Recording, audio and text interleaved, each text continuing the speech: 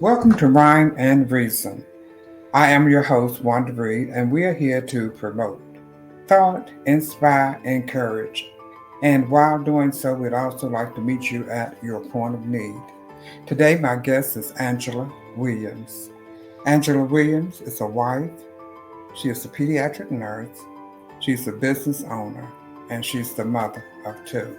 There's much more to Angela Williams, and I would like to ask her to tell us just a bit more about yourself, Angela, and your journey as a married career mother.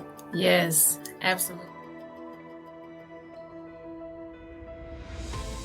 Well, thank you so much for having me. It's an honor to be able to be a part of this and to provoke thought, like you said.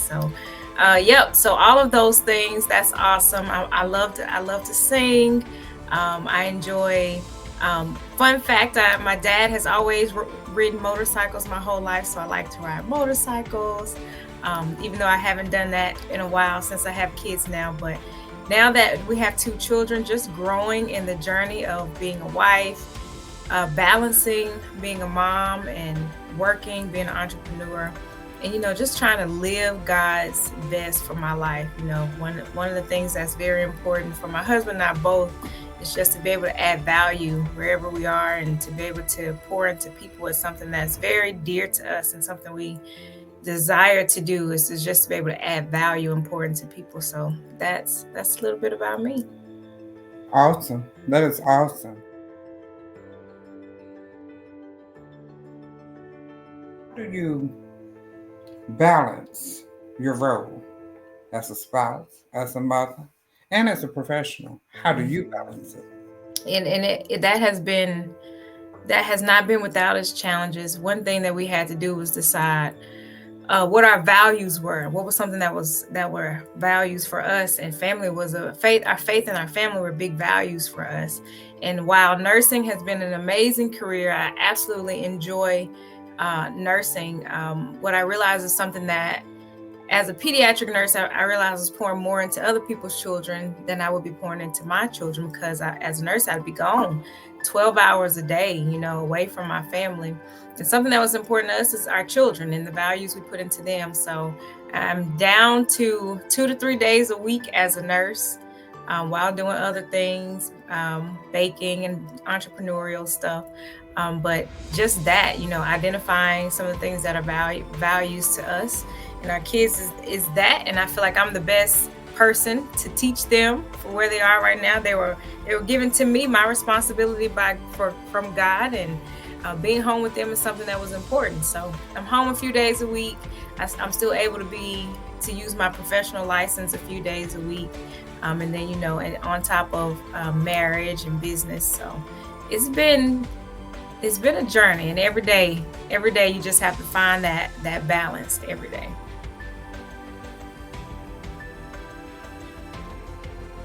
How did you end up being a pediatric nurse? I didn't know what I wanted to do coming out of school. I had no idea what I wanted to do. Had a nurse in the family, but there were some friends. One of our requirements for graduating as a high school senior was you had to pick a career. I just decided, hey, let's go to the hospital and job shadow nurses. So I just kind of tagged along. There was 5 of us that went and did it. And now out of the 5 of us, only 2 of us are actually nurses. But after I got into the NICU, got around the babies, and I decided, okay, I really enjoyed this. So that's how I ended up in pediatric nurses. I love working with children. They're just so resilient and amazing. And you can do something to kids and they just kind of bounce right back. Adults, they kind of linger, they hold it against you for quite some time. But that's how I got into nursing. I job shadow, ended up in the NICU, saw those babies, and decided that was something that I wanted to do, to be able to take care of babies. Wow. So now how long have you been doing that?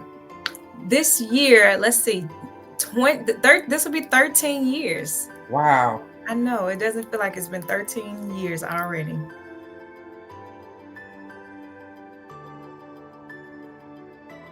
Let's talk about what burnout would mean to you in the context of being married or having a career or even the business. What does that look like? Yep, and I'm still fine-tuning that. What I've realized is that My husband actually would notice burnout in me before I would notice it in myself.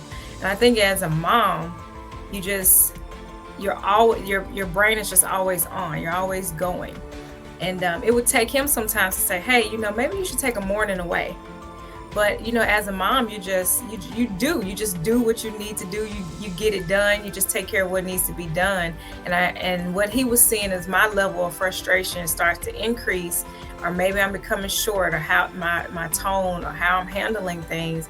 And then it's like, okay, you need to step away before it gets too far from a point of where you may say something you don't want to say, or you respond in a way you don't want to respond. So now that I'm learning myself and saying, sometimes he comes home from work and I say, okay, I need to take 5. And I literally go into the closet and just close the door because, some days with 2 small children, 2 and 4 years old, they're nonstop.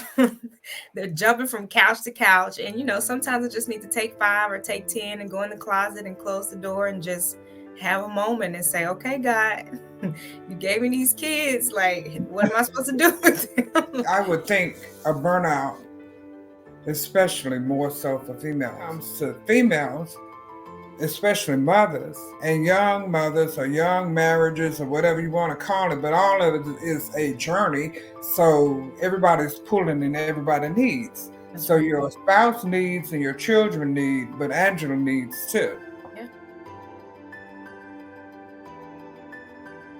Sometimes people don't take care of their kids themselves. Everybody else take care of them for them, right? But you're making sure that you pour into them the values that you want them to have. And even them going, sometimes even just being around other kids, you start to realize how impressionable they are. They can pick up anything. So, being able to share a different perspective, or to say, I saw when that child did that at the library and took that book from you, and I didn't like that. That wasn't very nice, but should you take things from people? Being able to walk through that, because I don't know what the other child's mom is teaching them, True, that you must be mindful of that. You've got to be mindful of the people that are impressionable upon your children, but also you can't shelter them from people. Right. Because people are society, and we are all a part of society. You understand that they want to be around kids, but at the same time, I'm gonna need you to understand what we value in this house. That's right. That's right. Mm-hmm. Because society has an impact on us, right? And what their expectations are. Did you deal with any of that craziness? That you asked that.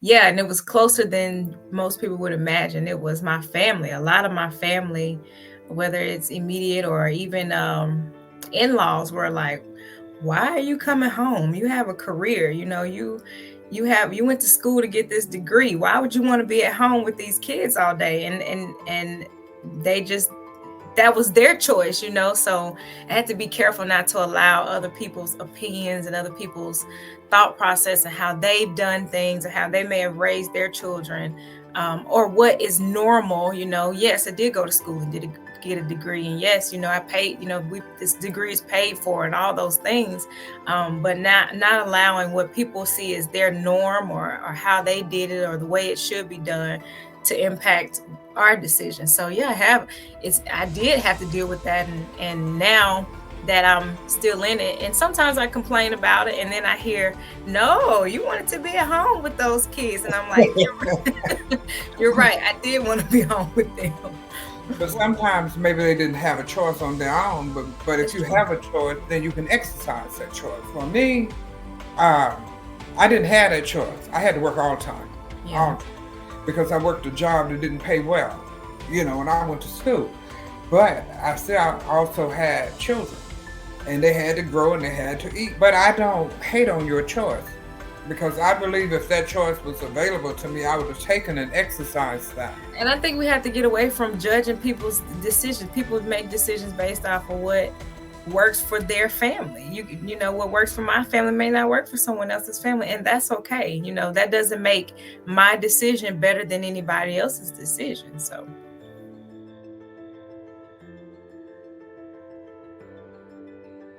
So I was thinking more along the lines of professional part of where this is your job, and you know how sometimes people will take the fact that they know that you're working and try to hold it against you when you try to make sure your family's okay.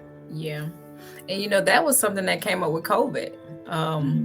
As a nurse, I can't help it if at the time my children were in day. My child, one, we had one at the time, she was in daycare. So anytime they shut the daycare down, guess what? I had to be off of work. Either me or my husband, one of us had to go and be with our kids. And because of the nature of my husband's job, it was much easier for me to do that than I did. There were times where I had to say, look, I cannot come to work. My children will be quarantined for the next 2 weeks, and Yeah, I have to be at home with her, and that wasn't, so yeah, you had. I mean, that's another thing about values. You make that decision and you stand beside it.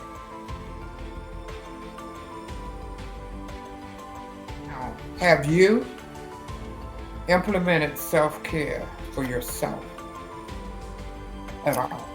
I'm implementing self-care.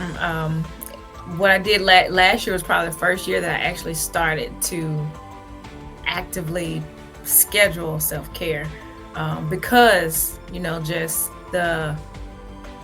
just being at home with two small kids, and realizing that I needed to take some time for me, like you said, that burnout, scheduling some time away, even if it's just a few hours on a Saturday morning, just to go sit at the coffee shop and drink a cup of coffee, and and be alone and have that thinking time. Or maybe I don't know, maybe just drive down the street and sit in the car at the park or take a walk, but just to have that space, that time to just mentally turn off all the things that are going on that need to happen at home.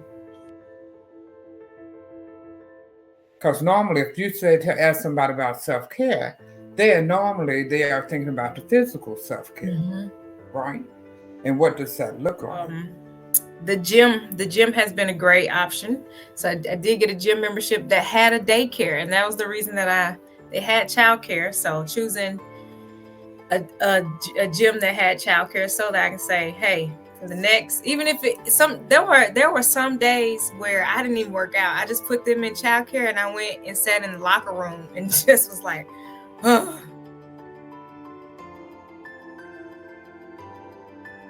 So you getting any rest?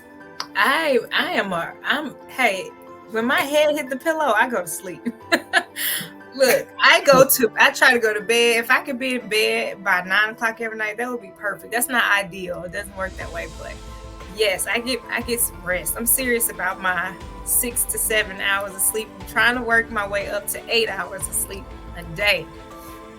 Well, I'd like to accomplish. And you're right. Sleep is connected to so many things. There's so much that happens in our brains when we enter into REM and when we enter into these different phases of sleep. Even so much that happens to the body physically when we're resting and when the body resets itself. So there's so much science and stuff that goes along with sleeping, and very, very important for sure.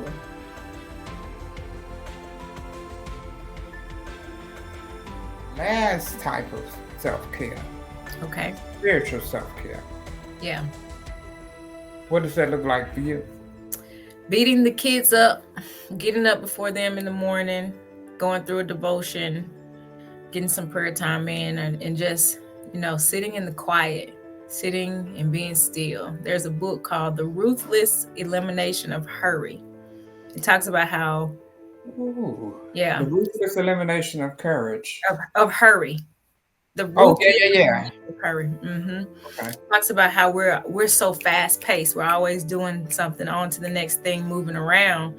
That's how Satan has kept us away from spending time with God in our busyness.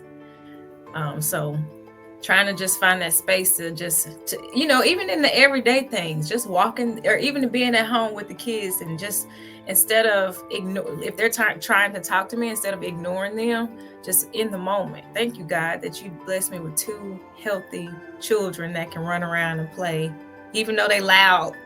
Thank you. Thank you that they are healthy So Right. just taking a second and taking in the moment and thanking God for the moment, every little moment. It doesn't have to be this good Mm-mm. for you or me or your children or That's your right. husband or your family. None of that. It really doesn't have to be this good. It's just that we assume it has to be, or we Right. assume it always will be, Yeah. but it won't always will be so.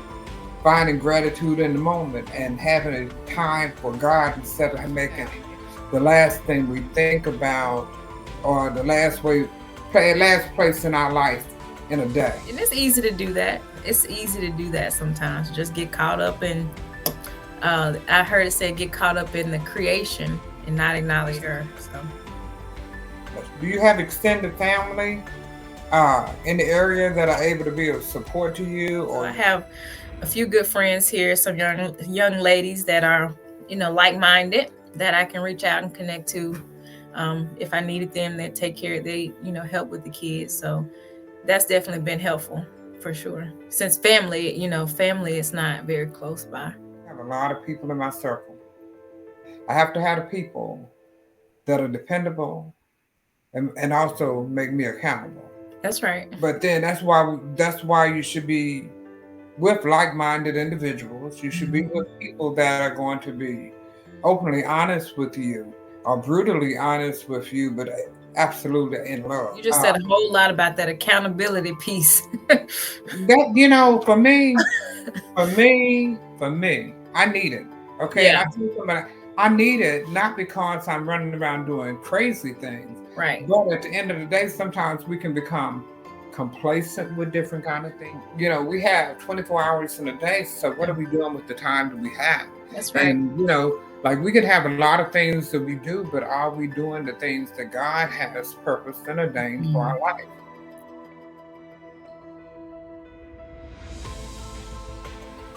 I know you're a business owner, so let's just touch base on that. What do Yeah. you do?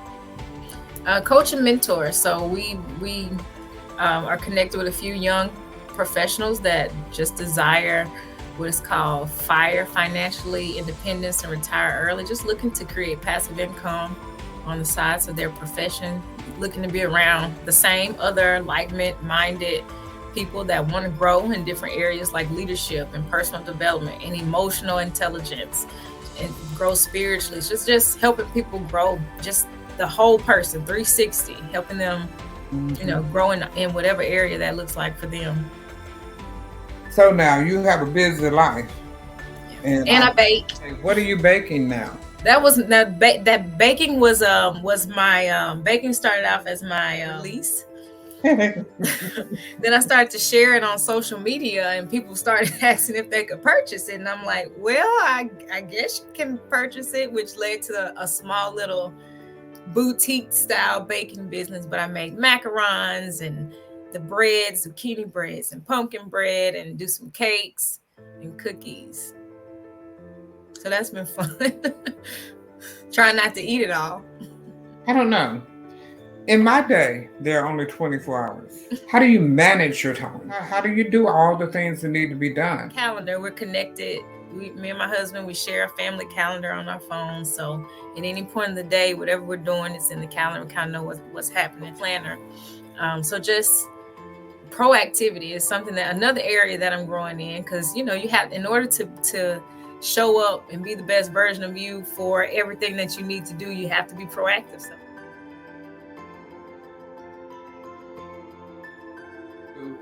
What do you do for self-care for your marriage? Because y'all busy. Yep. We try to get a date night in. The goal is to try to do a date night weekend. That doesn't always happen because, life. But we do try to get date nights in. So that means getting a babysitter to come over. And sometimes we can't get a babysitter, then, we cutting phones off, and maybe we're just going to hang out in the kitchen or in the backyard or sit down together and just make sure we're talking. What we realize is that because we're both so busy, it was easy to do a date night and just watch a movie. But that's not really talking. That's not really communicating. So that's something that we had to learn to actually talk, and not just, it's easy to veg out and be like, yep, we're spending time together, but we're really watching a movie and not really talking, not really spending quality time together. So. I think about all the different things that you have going on. What would be the challenges or what would be the strategies that y'all implemented other than a date night that you try to We toy make? with a bunch of different things. We toy with couch time that's recommended in one of the parenting books, where at the end of the day, you sit down on the couch, the mom and dad, you talk, the kids sit nearby. So it's twofold. You get to spend some time, talk through your day. The other piece of that is that the kids get to see mom and dad unified at the end of the day. So yeah, we may have been going our separate ways all day long doing whatever, but at the end of the day, they see us come together, we're unified, and they get to visually see that. So that makes security for them. Just trying to figure out ways to stay connected. At the end of the day, connecting, just trying to figure out ways to stay connected. Well, I can remember one of my children that's married. They would do these different little things, and I thought it was just, I loved it. Okay, they take and do all these different little note here. You didn't expect a note. You got in your car and you pulled down your sunvisor, a note fell. Or you went to work and there was somebody, they left like a kiss, like a bundle of kisses in a bag, or just thoughtful little things. It doesn't have to cost money, but you need to do something. It says to me, you matter.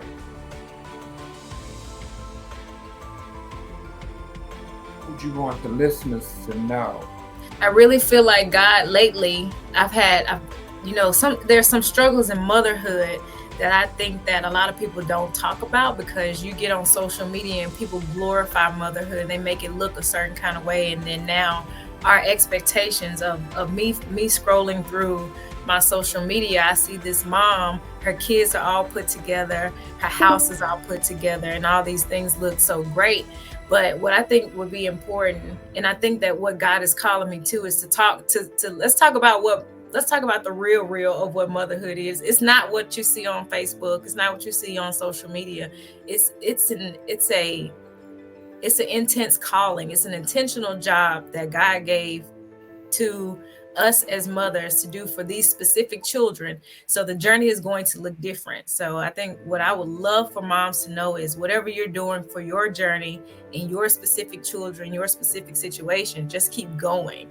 It's not going to look like a Pinterest, event all the time. It may not look the way that you want it to look, but we have to get our expectations to what does God say about it? And am I raising my children in the way that God would be pleased about it? And all the other stuff just really doesn't matter. I'd like to thank everyone for coming today, and I'd like to especially thank you, Angela, for your words of wisdom. I look forward to hearing from you again. I'd like your take on how you and your husband, both professionals, have done the things that you do with your life, with your children, and how you put your children first, or God first, and your children right there after God, because they are gifts from Him.